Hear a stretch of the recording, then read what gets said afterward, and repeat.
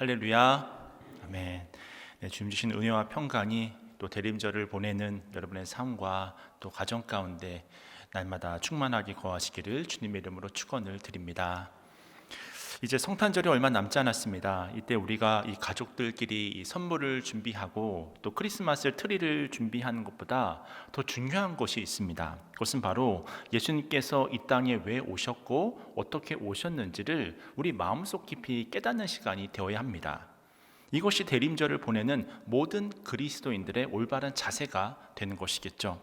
그렇다면 오늘 본문은 예수님의 오심을 어떻게 말씀하고 있습니까? 말씀이 육신이 되어 우리 가운데 거하심에 라고 증거하고 있는데요, 이 말씀은 사도 요한의 독특한 신학적 설명입니다. 무슨 말이냐면 예수님께서 인간을 구원하시기 위해 이 땅에 오신 사건을 말씀하고 있습니다. 다시 말해서 성자 하나님께서 예수 그리스도로 이 세상에 오셨다는 것입니다. 또 다른 말로 영신 하나님께서 육체를 가지신 우리와 똑같은 인간의 형상을 가지고 이 세상에 오셨다고 하는 것입니다. 그래서 신학에서는 이것을 성육신이라고 합니다. 근데 하나님이 사람이 되셨다고 하는 것은 예나 지금이나 결코 이해하기가 쉬운 개념은 아니잖아요. 과거에도 없었고 앞으로도 없을 일일 뿐만 아니라 우리가 상상조차 할 수 없는 일이기 때문에 그렇습니다. 그래서 신학자들은 이 성육신을 설명하기 위해 좀 비유를 통해서 이 성육신을 설명해 왔었는데요, 한 예로 이 4세기의 성 아타나시우스라는 분은 성육신을 이렇게 비유로 설명했습니다. 왕이 자기가 다스리는 나라의 한 시골 마을에 평민으로 살기 위해 찾아온 것과 같습니다. 당시에는 왕이 신처럼 받아들여지던 때여서 왕이 시골 마을을 방문한다는 것 자체만으로도 큰 영광이었습니다. 그런데 왕이 그 마을에 살려고 온다는 것은 보통 사건이 아닙니다. 그 마을 사람들로서는 더 이상 할 수 없는 기쁨이요 복스러운 일이 아닐 수 없습니다. 사실 요즘 군대는 그렇지 않겠지만 예전에 군대에 제가 있었을 때 이 투스타죠. 이 사단장이 이 우리 부대 앞을 지나간다고 하는 거예요. 그러면 이 부대로 연락이 옵니다. 연락이 오면 이제 부대원들이 이 진입로부터 다 이렇게 쓰는 거예요. 또 소대마다 다 정리정돈을 다 하게 되어지고, 물론 사단장이 우리 부대로 방문한다고 하는 예정은 없었지만 혹시라도 사단장이 우리 부대로 들어올지 모른다는 그런 소식이 이제 있기 때문에 혹시라도 모를 일을 만발의 준비를 하는 것이죠. 오늘날의 사단장도 이런 권세가 있는데 이 과거의 왕이라고 하는 존재는 어떤 존재였을까요? 왕이 그 마을에, 그 시골 마을에 방문만 할 뿐만이 아니라 살려고 온다고 하는 것은 얼마나 그 마을의 자랑이자 기쁨이 되었겠습니까? 근데 하물며 예수님은 누구십니까? 완왕의 왕이시잖아요. 온 세상을 다스리시고 통치하시는 분이 아니시겠습니까? 그 기쁨을 우리가 무엇으로 설명할 수 있겠습니까? 또 현대에도 여러 신학자들이 이 성육신을 비유로 설명했는데요, 한 예로 이 C.S. 루이스는 성육신을 이렇게 비유로 설명했습니다. 신과 인간은 마치 셰익스피어와 햄릿의 관계와 같다. 햄릿이 셰익스피어에 대해 무엇을 알 수 있겠는가? 작가에 의해 작품 속 등장인물로 창조된 존재가 제 아무리 작품 속의 주인공이고 제 아무리 영웅이라 할지라도 자신을 창조한 작가를 어떻게 알 수 있겠는가? 과연 만날 수조차 있겠는가? 그런데 이 불가능한 일이 인류 역사의 한 시점에 실제로 일어나게 되지 않았습니까? 창조주 하나님께서 직접 자신의 손으로 만드신 이 세상에 피조물이 되셔서 오신 것입니다. C.S. 루이스의 비유를 따르자면 셰익스피어가 자신의 어떤 작품인 햄릿이라는 작품 속 등장인물이 된 거라고 하는 것입니다. 이런 설명들은 한마디로 성육신은 인간이 생각할 수 없는 일이라고 하는 사실을 우리에게 알려주고 있습니다. 오직 하나님께서 계획하시고 실천하실 수 있는 그런 일이었던 것입니다. 그렇다면 하나님께서는 왜 이렇게 성육신을 계획하시고 하나님임에도 불구하고 인간의 몸을 입고 이 땅 가운데 오실 수밖에 없었을까요? 그 답을 여러분이 잘 아시는 요한복음 3장 16절은 이렇게 증거하고 있습니다. 하나님이 세상을 이처럼 사랑하사 독생자를 주셨으니 이는 그를 믿는 자마다 멸망하지 않고 영생을 얻게 하려 하심이라. 그렇습니다. 하나님께서 성육신 사건을 행하신 것은 사랑 때문이었습니다. 사랑이 하나님으로 하여금 인간이 되어서 이 세상에 오시게 한 거예요. 그래서 우리는 성육신 자체가 사랑이라고 하는 것을 깨닫게 되어지는 것입니다. 그렇다면 성령신의 사랑은 어떤 사랑일까? 이 사도 요한은 요한일서 4장 10절 이하에서 이렇게 말씀하는데요, 제가 말씀을 읽어드리겠습니다. 사랑은 여기 있으니 우리가 하나님을 사랑한 것이 아니요 하나님이 우리를 사랑하사 우리 죄를 속하기 위하여 화목제물로 그 아들을 보내셨습니다. 사랑하는 자들아, 하나님이 이같이 우리를 사랑하셨은즉 우리도 서로 사랑하는 것이 마땅하도다. 아멘. 한마디로 성육신의 사랑은 하나님께서 친히 본을 보여주신 사랑이라고 하는 것을 증거하고 있습니다. 요즘 우리 주변에도 보면 이 반려동물이라고 해서 이 반려동물을 사랑하는 분들이 참 많이 계시잖아요. 하지만 그 반려동물을 내가 아무리 사랑한다 하더라도 내가 친히 반려동물이 되어서 그 반려동물과 교제를 나누실 분은 아무도 없지 않겠습니까? 그러나 하나님께서는 그보다 더 낮고 천한 자리에 오셨습니다. 친히 사람이 되셨습니다. 우주보다 크신 하나님께서 시간과 공간을 초월해서 존재하실 수 있는 유일하신 하나님께서 우리를 위해서 자기 희생을 하신 것입니다. 그렇다면 이 사랑을 통해서 우리에게 일어난 변화, 우리에게 일어난 역사는 무엇일까요? 오늘은 그 성육신으로 인해서 우리에게 나타난 두 가지 은혜에 대해서 함께 말씀의 은혜를 나누고자 하는데요, 그렇다면 그 크신 하나님의 사랑을 통해 우리에게 일어난 일은 무엇일까? 먼저는 하나님께서 우리를 죄로부터 구원하셨다고 하는 사실입니다. 우리 마태복음 1장 21절 말씀입니다. 아들을 낳으리니 이름을 예수라 하라. 이는 그가 자기 백성을 그들의 죄에서 구원할 자이심이라 하니라. 아멘. 이처럼 우리는 하나님의 사랑으로 인해서 죄로부터 구원받을 수 있는 길이 열려지게 되었습니다.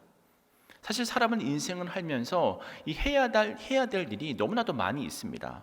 공부도 해야 되고 또 취직도 해야 되고 또 결혼도 해야 되고 쉬기도 해야 되고 이 해야 될 일들이라고 하는 것은 너무나 많이 우리가 가지고 있습니다.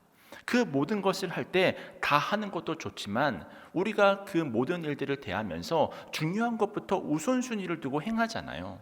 그리고 그 우선순위를 잘 세워서 그것부터 일을 잘 처리하는 사람이 지혜로운 사람이 아니겠습니까? 그 우선순위를 지키느냐 지키지 못하느냐에 따라서 지혜로운 사람인가 어리석은 사람인가 이것이 결정이 되는 것입니다. 그래서 사람이 인생을 지혜롭게 살기 위해서는 무엇보다 이 우선순위를 잘 분별해야 하는데, 그렇다면 우리가 인생을 살아가면서 가장 우선적으로 해야 할 일이 무엇이겠습니까? 그것은 바로 내 죄를 청산하는 일입니다. 왜 이것이 중요하냐면 이것은 마치 죄 문제를 해결하지 못한 사형수가 내일이면 당장 사형을 당해야 하는 상황과 마찬가지이기 때문입니다. 그래서 로마서 3장 23절은 이렇게 증거합니다. 모든 사람이 죄를 범하였음에 하나님의 영광에 이르지 못하더니. 무슨 말이냐면 모든 인간이 다 죄를 범했고 인간 스스로의 어떤 공로와 힘과 선행과 어떤 물질과 경험으로는 이 죄의 문제를 해결할 수 없다고 하는 것을 말해주고 있습니다. 아무리 많은 돈을 가지고 있다고 해도 이 죄를 덮을 수 없습니다. 그 어떤 세상의 권력을 가지고 있다고 하더라도 그 어떤 나의 선행으로도 이 죄 문제가 사라지는 것이 아닙니다. 이 19세기 미국의 소설가 로버트 스티븐슨의 이 지킬 박사와 하이드라는 소설이 있는데요, 이 정신과 의사 출신인 저자는 이 작품을 통해서 인간이 어떤 존재인지를 이야기하고 있습니다. 이 소설의 주인공은 명망 높은 의사 지킬 박사인데 그가 인간을 자세히 탐구해 본 결과 자신을 비롯하여 모든 인간 안에는 아름다운 도덕성과 더불어서 이 음흉한 죄성이 함께 있다는 사실을 발견했습니다. 실제로 자기가 낮에는 남들 앞에서 고상한 의사, 이 지킬 박사로 살아가지만 밤에는 나도 모르게 하이드로 변해가고 있는 것을 이제 확인하게 되는 거예요. 그래서 그는 이렇게 말했습니다. 인간의 절대적이고 근원적인 이중성을 나 자신이 몸소 체험하게 되었다.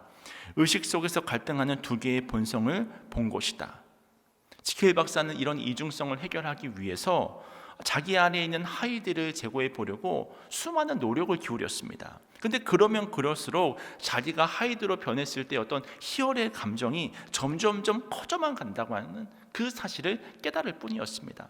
결국 자기 스스로는 이 이중성을 해결할 수 없다는 사실 때문에 절규할 수밖에 없었습니다. 그렇습니다. 우리 인간의 내면에는 누구나 이런 이중성을 가지고 있잖아요. 다시 말해 모든 인간의 내면 안에는 이 죄가 도사리고 있습니다. 그래서 사도 바울은 로마서 7장 19절 이하에서 이렇게 고백을 하는데요. 로마서 7장 19절부터 25절까지의 말씀입니다. 내가 원하는 바 선은 행하지 아니하고 도리어 원하지 아니하는 바 악을 행하는도다. 만일 내가 원하지 아니하는 그것을 하면 이를 행하는 자는 내가 아니요 내 속에 거하는 죄니라. 그러므로 내가 한 법을 깨달았노니 곧 선을 행하기 원하는 나에게 악이 함께 있는 것이로다. 내 속사람으로는 하나님의 법을 즐거워하되 내 지체 속에서 한 다른 법이 내 마음의 법과 싸워 내 지체 속에 있는 죄의 법으로 나를 사로잡는 것을 보는도다. 오호라, 나는 공고한 사람이로다. 이 사망의 몸에서 누가 나를 건져내랴. 우리 주 예수 그리스도로 말미암아 하나님께 감사하리로다. 그런즉 내 자신이 마음으로는 하나님의 법을, 육신으로는 죄의 법을 섬기노라. 여러분, 이것이 바로 우리의 실존이잖아요. 우리가 이러한 사실을 깨닫는다면 당연히 이 죄의 문제를 가능한 빠르게 완벽하게 처리하는 것을 내 인생 최고의 목표이자 우선순위로 정해야 합니다. 그런데도 수많은 사람들은 내가 지금 살아가고 있는 것, 또 좋아하는 것이 우선순위가 되어버렸습니다. 왜냐하면 이 죽음이라는 현실이 닥치지 않으면 자신이 영원히 살 것처럼 생각이 되기 때문입니다. 제가 예전에도 이 다른 설교에서 이 이야기를 한번 한 것 같은데요.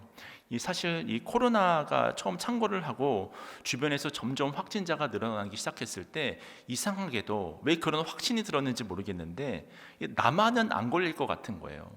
그렇게 생각을 했었는데 갑자기 이 제일 이 마스크랑 뭐 이런 것들을 잘 손 세척이라든지 그런 것을 잘하는 저희 아들이 가장 안 걸릴 줄 알았는데 그 아이가 먼저 걸리고 그러다 보니까 우리 가족이 다 걸리니까 저까지 이제 걸리게 되었던 것입니다. 그리고 나서 제가 깨달은 영적 깨달음이 있는데 내가 지금은 몸도 건강하고 하고 싶은 것, 누리고 싶은 것 내가 마음껏 하면 살 수 있지만 어느 순간에는 반드시 이 죽음이라고 하는 것이 오겠구나. 내가 피하고 싶다고 해서 피할 수 있는 것이 아니라 이 죽음이라고 하는 것은 반드시 나에게 올 수밖에 없는 것이구나. 그 사실이 바로 그때 실제적으로 깨닫게 되더라고요. 물론 그 사실을 지식적으로는 알고 있었지만 그때 아주 몸소 체험을 하게 되었습니다. 그렇습니다. 이 세상의 모든 돈을 내가 다 가지고 있다고 하더라도 누구도 나를 함부로 할 수 없을 만큼 큰 권력을 내가 가지고 있다고 하더라도 결국 우리는 죽을 수밖에 없습니다. 이 사실을 깨닫고 죄의 문제를 가장 우선적으로 청산하는 사람이 이 세상을 지혜롭게 살아가는 사람인 거예요. 근데 이 죄와 죽음의 문제를 해결하는 이 기독교적인 방법이라는 것이 하나님을 알지 못하는 세상 사람들이 볼 때는 참 터무니없는 이야기처럼 보이거든요. 출애굽했던 이스라엘 백성들의 이야기를 생각해 보시면 모세가 장대에 놋뱀을 달아 올리면서 이 뱀을 보는 자마다 살아날 것이라고 이야기를 했습니다. 이것이 참 터무니없는 이야기처럼 보이지만 실제로 그 놋뱀을 본 사람들은 살아났다고 하는 것입니다. 그래서 제가 조금 전에 인용했던 요한복음 3장 16절에 하나님이 세상을 이처럼 사랑하사 독생자를 주셨으니 라고 하는 이 말씀 전에 요한복음 3장 14절에 어떤 말씀이 있는가 보았더니 모세가 광야에서 뱀을 든 것처럼 인자도 들려야 하리라 라고 하는 말씀이 있거든요. 그러니까 결국 이 놋뱀이라고 하는 것은 이 광야의 놋뱀이라고 하는 것, 모세고 쳐다보라고 하는 그 놋뱀이라고 하는 것은 누구를 예표한 것이었습니까?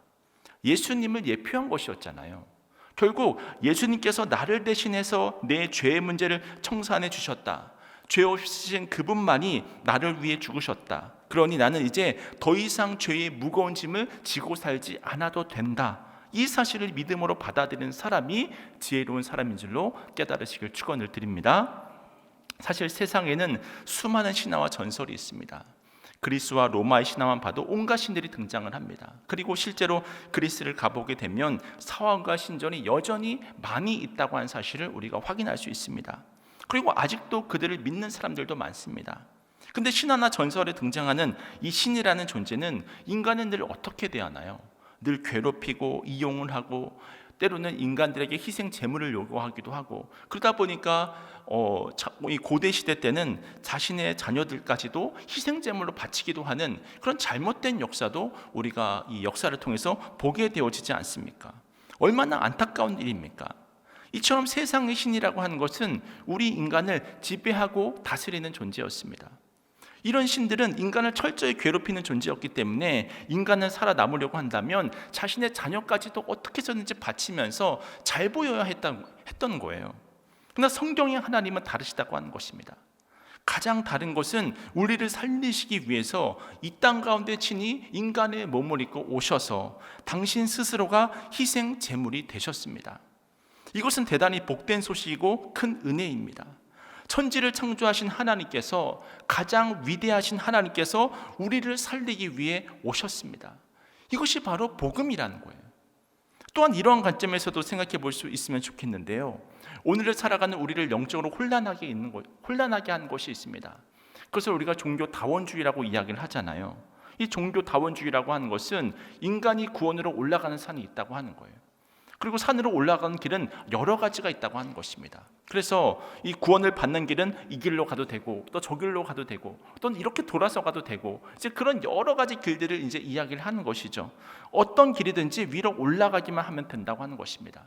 그래서 종교 다원주의에서 하는 이야기는 무엇이냐면, 다른 종교들이 올라가는 방법만 다를 뿐이지 올라가기만 하면 되니까 서로 배척하지 말고, 서로 배제하지 말고, 서로 간용하면서 화평하면서 살아가자고 이야기를 합니다. 어떤 길이든 구원의 길로만 올라가면 되는 것 아니냐고 이야기를 합니다. 그런데 정말 그렇습니까? 여러분, 사람들이 왜 이렇게 생각하는 줄 아십니까? 그것은 구원을 산을 올라가는 것처럼 우리의 힘으로, 우리의 공로로, 우리의 능력으로 이룰 수 있는 것이라고 착각을 하기 때문입니다. 하지만 구원은 그런 것이 아닙니다. 하나님의 사랑은 그런 것이 아니라는 거예요. 그렇다면 하나님께서 택하신 구원을 받는 방법은 무엇입니까? 그것은 바로 하나님의 사랑은 우리가 산을 올라가서 만나는 것이 아니라 하나님께서 인간의 몸을 입고 이 땅 가운데 내려오신 성령신을 통해서 이루어진 것이라는 사실을 깨달으실 수 있기를 주님의 이름으로 축원을 드립니다. 그뿐입니까? 우리를 위해서 죽기까지 하신 것뿐만이 아니라 그 희생 제물의 피가 강같이 이제 우리에게 덮여져서 우리가 새 생명을 입은 거예요. 요한계시록 7장 14절 말씀을 보시면, 내가 말하기를 내 주여 당신이 아시나이다 하니 그가 나에게 이르되 이는 큰 환난에서 나오는 자들인데 어린 양의 피에 그 옷을 씻어 희게 하였느니라. 그렇습니다. 하나님께서는 바로 이 일을 이루시기 위해서 예수 그리스도를 이 땅 가운데 보내주신 거예요. 바로 이것이 성탄입니다. 그래서 우리는 기쁘다 구주 오셨네를 고백하게 되는 거예요. 왜냐하면 예수님만이 우리의 죄를 해결하실 수 있는 유일한 분이시기 때문입니다. 그러므로 이제는 죄의 무거운 옷을 벗어버리고 이제 우리가 할 일은 무엇이냐면 예수 그리스도의 피로 새 옷을 입고 덧입는 거예요. 그리고는 그 은혜에 감격하면서 그 능력을 힘입어서 새 사람으로서의 삶을 살아가는 것입니다. 그래서 로마서 13장 14절 말씀을 보시면, 오직 주 예수 그리스도로 옷 입고 정욕을 위하여 육신의 일을 도모하지 말라. 그리고 요한계시록 3장 5절은 말씀합니다. 이기는 자는 이와 같이 흰 옷을 입을 것이요 내가 그 이름을 생명책에서 결코 지우지 아니하고 그 이름을 내 아버지 앞과 그의 천사들 앞에서 시인하리라 라고 하는 말씀이 있습니다. 이렇게 성경이 증언하고 있는 것처럼 이제는 믿음으로 그리스도로 옷 입어서 새 사람이 되고 하나님의 자녀가 되며 하나님의 생명책에서 그 이름을 결코 지워지지 아니하는 그런 은혜를 예수님께서 이 성령식 사건을 통해서 시작하셨다고 하는 것입니다. 그러니까 우리는 성탄절을 기다리면서 단순히 지인들과 선물을 주고받고 또 연말 분위기 때문에 어떤 그런 기쁜 마음으로 그렇게 살아가는 것이 아니라, 분위기에 취해서 살아가는 것이 아니라 예수 그리스도로 덧입어서, 예수 그리스도로 그 은혜의 옷을 덧입어서 죄 사함의 은총을 누리기 때문에, 구원의 은총을 누리기 때문에 기뻐해야 할 줄로 믿습니다. 어제도 제가 이 쉬는 날에 이제 저희 자녀가 이제 서울에 있는 고등학교로 진학을 하게 돼서 그 학교에서 지정해준 업체에서 교복을 맞추러 갔는데, 저희 아들을 포함해서 거기 모여 있는 분들이, 이 모이는 아이들이 얼굴이 이 설레임이 가득하더라고요. 이제 그 학교의 어떤 이름과 또 교복을 입고 이제 등교할 것을 생각해서 그런지 이 표정들이 아주 밝은 것을 확인할 수 있었습니다. 설레임이 가득한 것을 확인할 수 있었습니다. 마찬가지로 우리 또한 하나님의 은혜로 예수 그리스도로 옷 입게 되었잖아요. 그 옷을 여러분 무엇과 비교할 수 있겠습니까? 그 기쁨을 우리가 무엇으로 설명할 수 있겠습니까? 이 사실을 기억하고 기대하면서 성탄의 기쁨을 주 안에서 누리실 수 있는 여러분 모두가 되시기를 주님의 이름으로 축원을 드립니다. 두 번째로 하나님께서 성육신 하신 이유가 무엇일까? 그것은 바로 하나님께서 우리와 함께하길 원하셨기 때문입니다. 사실 하나님은 에덴 동산을 만드시고 사람을 창조하신 후에 사람을 그 에덴 동산에 두셨습니다. 근데 사람을 제일 먼저 창조하지 않으시고 이 마지막 날 창조하신 이유가 무엇이겠습니까? 이렇게 아름답게 창조된 피조 세계를 자신의 형상의 사람에게 보여주기 위해서였습니다. 그래서 가장 마지막에 사람이 창조되었을 때는 이 아름다운 피조 세계를 바라보게 되는 거예요. 이 세상 자체가 사람을 향한 하나님의 선물이었던 것입니다. 그렇게 하나님은 사람을 창조하기 이전에 모든 것을 완벽하게 만드시고 마지막에 사람을 창조하셨습니다. 그리고 이처럼 사랑하는 사람과 하나님은 날마다 함께 교제하며 살아가기를 원하셨던 거예요. 그런데 여러분이 잘 아시다시피 이 뱀이라고 하는 사탄이 와서 우리가 죄를 범하게 만들고 그 죄로 인해서 하나님과 인간의 사이가 깨어지게 되고 장애물이 생기게 되고 벽이 생기게 돼서 그리고 결국에는 인간이 이 에덴 동산에서 추방당하고 쫓겨나는 그런 결과를 맞이하게 되잖아요. 그렇다면 우리가 다시 하나님과의 관계를 회복하는 방법이 무엇이겠습니까? 그것은 바로 하나님과 우리 사이를 갈라놓았던 죄의 장벽이라고 하는 것을 허물어 버리는 거예요. 그리고 이 죄의 장벽을 허물 수 있는 유일한 방법이 바로 죽음이라고 하는 것입니다. 그래서 하나님께서는 예수님을 성육신의 방법으로 이 땅에 보내셨고 죄가 없으신 예수님께서 여러분이 잘 아시는 것과 마찬가지로 십자가에 달리심으로 말미암아 우리의 과거와 현재의 또 미래에 지을 그 모든 죄, 모든 그 인류의 죄를 다 사하여 주신 것입니다. 그럼으로써 이제 죄의 권세를 깨트려 버리시고 이 사망 권세라고 하는 것을 깨트려 버리신 거예요. 이것이 무슨 뜻이냐면 더 이상 하나님과 나 사이에 하나님께 나아가는 데 있어서 이 장애물이라고 하는 것이 예수 그리스도의 피로 말미암아 더 이상 없어지게 되었다고 하는 것을 의미합니다. 그렇다면 이것으로 우리를 향한 하나님의 구원 역사는 끝난 것인가? 아니라는 거죠. 왜냐하면 하나님은 우리 한 사람 한 사람을 너무나 사랑하시기 때문에 그래서 다시 에덴 동산의 그 모든 관계를 회복하기를 원하시는 거예요. 그래서 성경을 보면 우리를 향한 하나님의 사랑이 얼마나 많은 구절 속에서 표현이 되어져 있습니까? 저는 스바냐서 3장 17절 말씀을 참 좋아하는데요. 스바냐서 3장 17절 말씀입니다. 너희 하나님 여호와가 너희 가운데 계시니 그는 구원을 베푸실 전능자이시라. 그가 너로 말미암아 기쁨을 이기지 못하시며 너를 잠잠히 사랑하시며 너로 말미암아 즐거이 부르며 기뻐하시리라 하리라. 우리가 주님을 바라볼 때 하나님께서 여기 모인 모든 분들을 이런 마음으로 바라보고 계신다고 하는 것입니다. 잠잠히 사랑하시는 거예요. 요한복음 1장 5절을 보면 빛이 어둠에 비추되 어둠이 깨닫지 못하더라라고 하는 말씀이 있습니다. 빛 대신 예수님께서 어둠 가운데 오셨습니다. 그런데 오히려 빛이 죽임을 당했습니다. 그로 인해 실상은 빛이 죽은 것 같았지만 어둠의 권세를 일순간에 꺾어버렸다는 거예요. 그 어떤 것으로도 꺾을 수 없는 어둠의 권세를 빛으로 오신 예수님께서 꺾어버리셨다고 하는 것입니다. 그래서 놀라운 변화가 생기기 시작했습니다. 어둠이었던 우리에게 빛이 들어옴으로 말미암아 우리가 빛의 자녀로 변화가 되었습니다.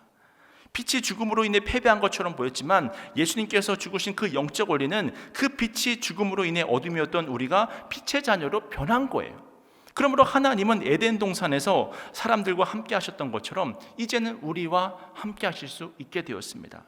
이제는 우리가 더 이상 어둠이 아니라 빛의 자녀가 되어졌고 세상의 권세 속에 살아가는 공중권세 잡은 마귀의 통치 안에 살아가는 것이 아니라 하나님의 나라가 그 순간 우리에게 임했기 때문입니다. 그래서 다시 하나님과 우리가 하나가 된 거예요. 성경의 마지막 책이 요한계시록인데요. 이 요한계시록은 우리 인생의 마지막에 대해서 모든 것을 설명하고 있습니다. 다시 말해 이제 우리가 하나님과 함께하게 되면 하나님 안에 거하게 되면 그때는 더 이상 눈물도 없고 아픔도 없고 사탄도 없는 그곳 이 에덴 동산의 완성을 이야기하는 것이 바로 이 요한계시록이거든요. 이처럼 하나님은 예수 그리스도의 대속의 죽음으로 인해 죄와 사망의 권세를 깨뜨리시고 우리와 함께 하시는 좋으신 하나님이 되시는 줄로 깨달으시길 축원합니다. 그리고 지금도 우리와 함께 하시면서 이 에덴 동산의 완성을 위해서 일하고 계시는 거예요. 그 주님을 우리가 바라볼 수만 있다면 그곳이 어디든 하늘나라가 되는 곳입니다. 대리적으로는 이 세상에서 하나님의 나라를 누리고 궁극적인 완성이라고 하는 것은 바로 저 세상에서 영생을 통해서 우리에게 주어지는 것이 아니겠습니까?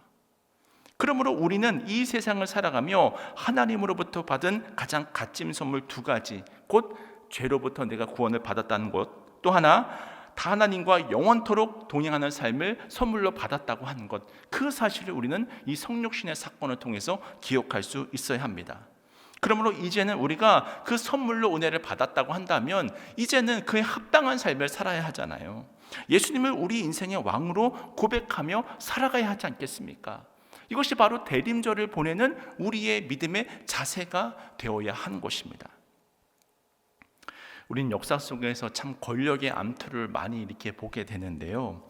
그리고 그 절대 권력 앞에서, 그 왕권 앞에서 아버지와 자식이 무슨 소용이 있습니까?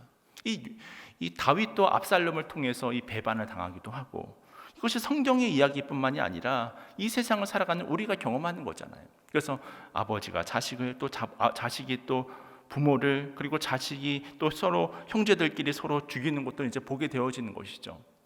어제도 매스컴을 통해 보도되는 이 기사의 제목들을 보니까 이런 제목들이 있더라고요. 이 장녀 친척 가세, 한국 타이어 형제에 난 전입 가경.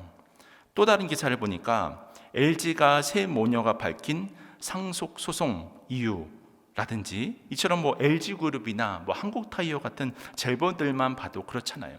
왜냐하면 이 절대 권자의 자리는 딱 한 사람만 앉을 수 있기 때문에 형제 속에서도 그런 다툼이 일어나는 거예요.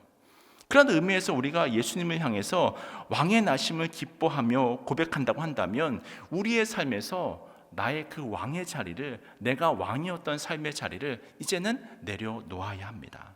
왜냐하면 내 인생의 구주는 누구십니까? 내 인생의 주님은 누구십니까? 예수님인 줄로 믿으시길 축원을 드립니다. 그 사실을 우리가 믿기 때문에 이 사실을 고백하고 나면 누가복음 14장 26절의 말씀이 이해가 되는 거예요. 누가복음 14장 26절 말씀입니다. 물은 내게 오는 자가 자기 부모와 처자와 형제와 자매와 더욱이 자기 목숨까지 미워하지 아니하면 능히 내 제자가 되지 못하고. 이 말씀은 우리들의 일반 상식으로 참 이해하기 힘든 말씀입니다. 그런데 우리가 예수님을 왕으로 고백하는 순간 예수님께서 내 인생의 구주시고 예수님께서 내 인생의 주인이십니다 라고 하는 것을 믿음으로 고백하는 순간 이해가 되는 거예요. 하나님께서는 분명 말씀으로 말씀하셨죠. 우리에게 좋은 자식이 되고 좋은 부모가 되고 좋은 친구가 되고 좋은 이웃이 되라고 말씀을 하셨습니다. 하지만 아무리 좋은 친구, 자녀, 부모, 또 지인들과의 관계를 유지한다 하더라도 왕이라고 하는 것은 하나뿐인 거예요. 이중국적자가 단 하나의 나라를 선택한다면 다른 나라는 당연히 포기해야 되는 것입니다. 팀 켈러가 지은 예수라고 하는 책을 보면 이 감리교의 창시자 이 웨슬리가 드렸던 이 유명한 언약기도가 나와 있는데요. 제가 그 기도문을 그대로 좀 인용해 드리고자 합니다. 여러분 한번 화면을 보시고 제가 언약기도의 내용을 그대로 인용해 드리겠습니다. 이제 저는 제 것이 아니라 주님의 것입니다. 주님 뜻이라면 무엇이든 하고 누구 곁에든 가겠습니다. 이를 맡겨주시고 고난도 허락하소서. 쓰임을 받든 묵혀지든 다 주님을 위해서입니다. 높아지든 낮아지든 주님을 위해서입니다. 충만하게 하시고 비어 있게 하소서. 모든 게 있게 하시고 아무것도 없게 하소서. 즐거이 자원하여 모든 것을 드리오니 마음대로 처분하소서. 오 복되신 영광의 하나님, 성부와 성자와 성령이시여, 주님은 저의 것이고 저는 주님의 것입니다. 그렇게 되어지이다. 제가 땅에서 맺은 이 언약을 하늘에서 비준하여 주소서. 아멘. 이처럼 우리가 대림절을 보내며 왕이 나셨다고 하는 그 말이 우리 입술에 고백이 될 때 우리도 존 웨슬리가 드렸던 이 기도를 동일하게 드릴 수 있어야 합니다. 그리고 예수님의 성육신 사건으로 죄사함과 주님의 동행하심을 날마다 누리게 되었다면 이제 더 이상 세상적인 것으로 아파하는, 전혀 아파하지 않을 수 없겠지만 아파하는 그 빈도와 강도를 줄일 수 있어야 합니다. 그렇게 대림절을 보내며 그 크신 하나님의 사랑을 고백하시길 바랍니다. 그리고 성육신 안에 담겨있는 그 크신 사랑을 다시 한번 느껴보시길 바랍니다. 그렇게 기쁘다 구주 오셨네 라고 하는 고백이 우리 입술의 고백만이 아니라 우리의 심령 깊은 곳에서부터 흘러나와서 온 세상에 울려 퍼지는 감사의 찬송이 될 수 있기를 주님의 이름으로 간절히 축원을 드립니다.